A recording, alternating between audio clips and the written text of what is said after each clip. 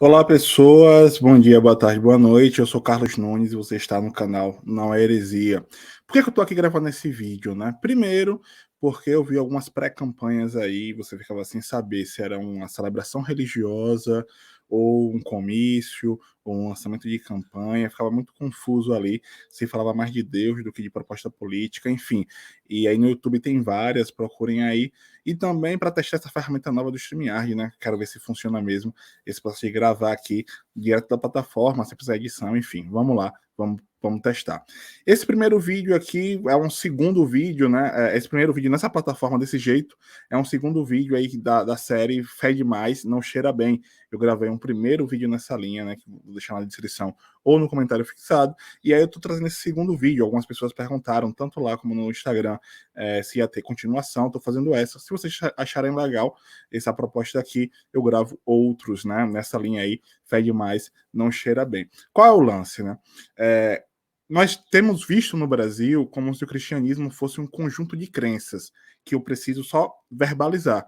Então, ser cristão seria dizer isso e não aquilo, vestir isso e não aquilo, votar nesse e não naquele, como se meia dúzia de práticas que eu pudesse decorar como se fosse uma cartilha, resolvessem a questão e pronto, agora eu sou cristão. Não é assim que funciona, né? Então, e aí eu não vou nem citar Bíblia nesse primeiro vídeo, nem citar, aprofundar reflexões dos textos do Evangelho, só cito aqui de passagem Mateus 19, né?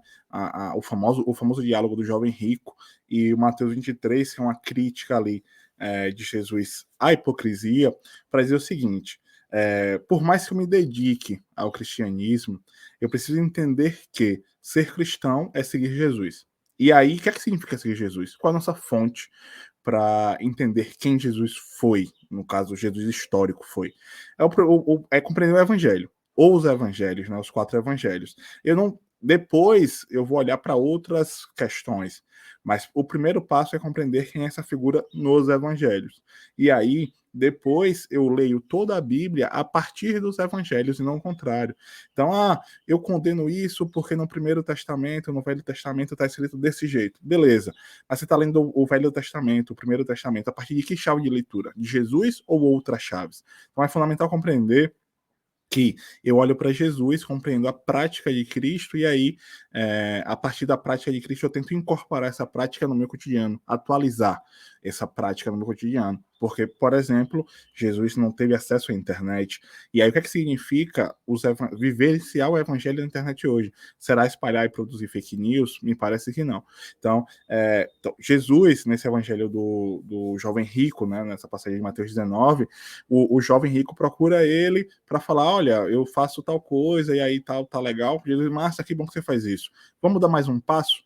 E aí, nesse convite a um passo a mais, a aprofundar, né, a mergulhar mais fundo, esse jovem se entristece e vai embora. Então é perceber o que é que significa, né? Beleza, você já faz meia dúzia de coisas, mas essa meia dúzia de coisas que eu faço, o que você está fazendo aí, já é o suficiente? Ou nós fazemos isso porque nós compreendemos o evangelho e aí aos poucos nós estamos nos aprofundando nesse evangelho, ou eu faço o que alguém mandou eu fazer?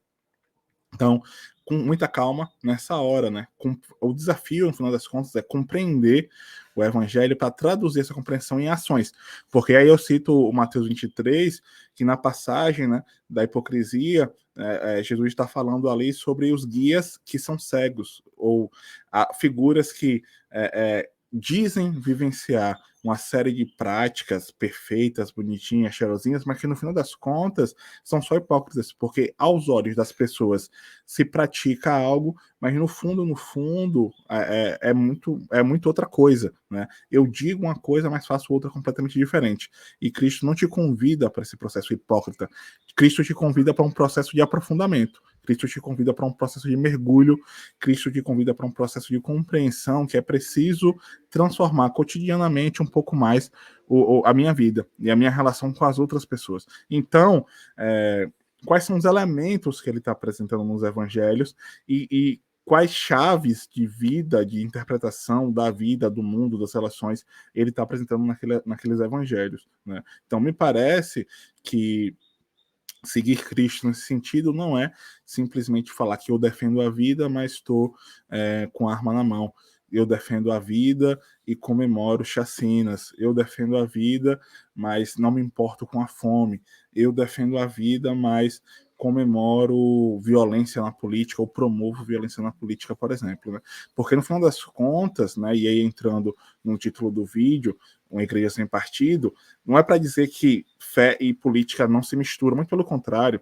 Desde Aristóteles está muito claro, né? Desde Aristóteles, quando ele está dizendo ali que o ser humano é um animal político, está muito evidente que não é possível existir enquanto ser humano e não ter uma relação política. Nossa vida, inevitavelmente, mesmo que eu negue a política, mesmo que eu diga que eu não gosto de política, esse não gostar ou essa negação são práticas políticas também. Inevitavelmente gera um impacto na sociabilidade, inevitavelmente gera um impacto na sociedade, gera um impacto na cidade. Consequentemente, não tem como não ser político. E aí, a minha fé, inevitavelmente, sendo política, inclusive temos o curso no canal, né? Toda a Fé Política, que está indo para a terceira edição em breve, é perceber que as igrejas estão colocando uma cartilha decorada, uma cartilha pré-estabelecida para anteceder o evangelho e anteceder a Bíblia, anteceder o amor, que no fundo é o ponto central do cristianismo, né? E aí nesse processo, o que é que nós temos? Nós temos, olha, você tem que vestir de tal cor de roupa, você tem que dizer tal coisa, você tem que fazer, enfim, é uma cartilha. Quando eu não citar aqui nem para não render muito esse vídeo, vocês devem estar imaginando aqui alguns personagens nos seus espaços de fé, né? Que, tipo assim, não, se diz isso e não diz aquilo, logo não é cristão, porque tem que ser um cidadão de bem tem que ser desse jeito.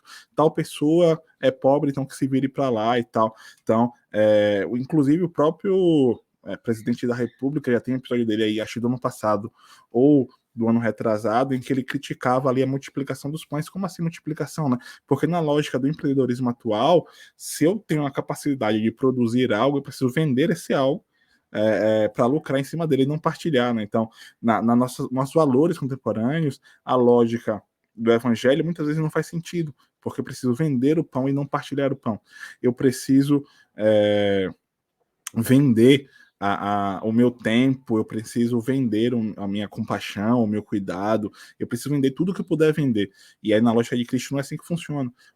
A grande questão lá é como eu posso ser uma fonte de cuidado e acompanhamento para as pessoas, mesmo para as pessoas que mais ninguém quer estar perto. E aí nós temos figuras como o padre Júlio Lancelotti frequentemente sendo atacadas, porque, e aí Bruno Pereira, Dom Phillips, o que esses dois senhores fizeram na Amazônia é o evangelho na prática, mesmo não tendo vínculo direto com o cristianismo, afinal eu não sei que fé eles professavam, mas não importa, e são duas figuras que se dedicaram a sua vida para pessoas que o Estado não está nem aí. Muito pelo contrário, o Estado vê como um problema, e basta ver as declarações do Bolsonaro sobre os indígenas e os indigenistas, né? Um governo federal que defende garimpo e não defende as vítimas do garimpo, né? Então, olha os discursos do presidente. Ele nunca criticou o garimpo, ele nunca criticou desmatamento, ele nunca criticou a destruição do meio ambiente, ele nega isso.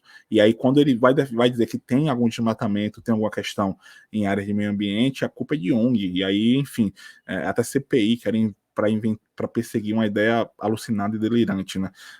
De que ONG destrói o meio ambiente, o que é falso. Enfim, então é perceber que eu não preciso dizer que eu sou cristão para as pessoas perceberem que eu sou cristão. E eu não preciso vestir a fardinha de um partido A, B, C ou D para que as pessoas digam que eu sou cristão de verdade. Ser cristão na política não é pertencer a um partido que tem no título cristão. Ser cristão na política é se preocupar com quem Cristo se preocuparia nesse momento. Então, nesse momento atual, em que milhões de pessoas cada vez mais mergulham na fome, a preocupação de Cristo seria feijão ou fuzil, né? A preocupação de E aí essa referência, quem está acompanhando o cenário atual vai estar ligado, né? Então nós temos um governo federal que está mais preocupado em que as pessoas comprem fuzis do que feijão, e ele já falou isso. Nesse momento atual, Cristo estaria, né, sendo indigenista no sentido de preocupação com a floresta e com os povos indígenas, ou Cristo estaria no agronegócio, no garimpo, em outras atividades de mineração que estão destruindo a floresta amazônica. Então, que lado o Cristo estaria? Pensando no cara que, naquele momento ali, né, no seu momento histórico, estava com crianças, viúvas, leprosos, com os famintos, com os cegos. Com quem esse cara estaria? Esse cara estaria num palácio, sentado de negacionistas da saúde, da pandemia, cercado de genocidas, né, que colaboraram com todo o processo de morticínio no Brasil, ou estaria procurando uma vacina? Então, é pensar que a atualização do evangelho é fundamental para compreender o que é ser cristão hoje. Ser cristão não é decorar uma cartilha, mas ser cristão é um compromisso, né, de transformação positiva de vidas e de lugares. Ser cristão não é sobre o que eu creio, ser cristão é sobre o que eu pratico. Porque eu posso dizer várias coisas para vocês. Eu posso dizer que eu sou um astronauta, mas dizer que eu sou um astronauta não me faz um astronauta. Dizer que eu sou cristão não me faz cristão. Não importa o que eu decorei, quais passagens eu memorizei, o que eu visto, deixo de vestir, o que eu falo, deixo de falar. É fundamental compreender que se quando eu passo na rua, aquela pessoa que sofre não me toca de alguma forma, se eu sou indiferente aos milhões de pessoas que sofrem nesse momento, inclusive por diversos erros do governo federal, ou mais profundo que o governo federal, né? Que o governo federal passa, as estruturas políticas, estruturas econômicas que a sociedade geram de fome, violência e tudo mais, se eu sou indiferente a isso, esse cristianismo que eu professo é só um discurso, não é uma prática. E Cristo não nos convida para discursos bonitos. Cristo nos convida para práticas transformadoras, tanto a mim como as pessoas que me cercam, né?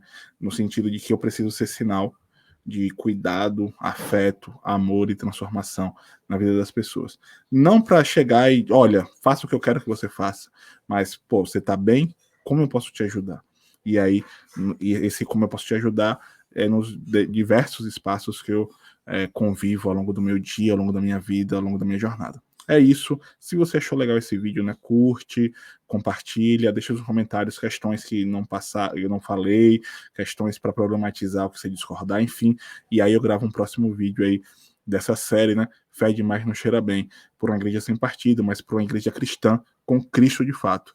Porque na prática, a igreja, o cristianismo brasileiro ou tem vivenciado, né, um ateísmo no sentido de que eu digo que sou cristão, mas não tenho fé, não pratico uma fé séria e que dialoga com o evangelho, ou eu tenho vivenciado um cristianismo que está mais próximo do Satanás do que de Deus, né? E aí lá no nosso site tem texto sobre isso.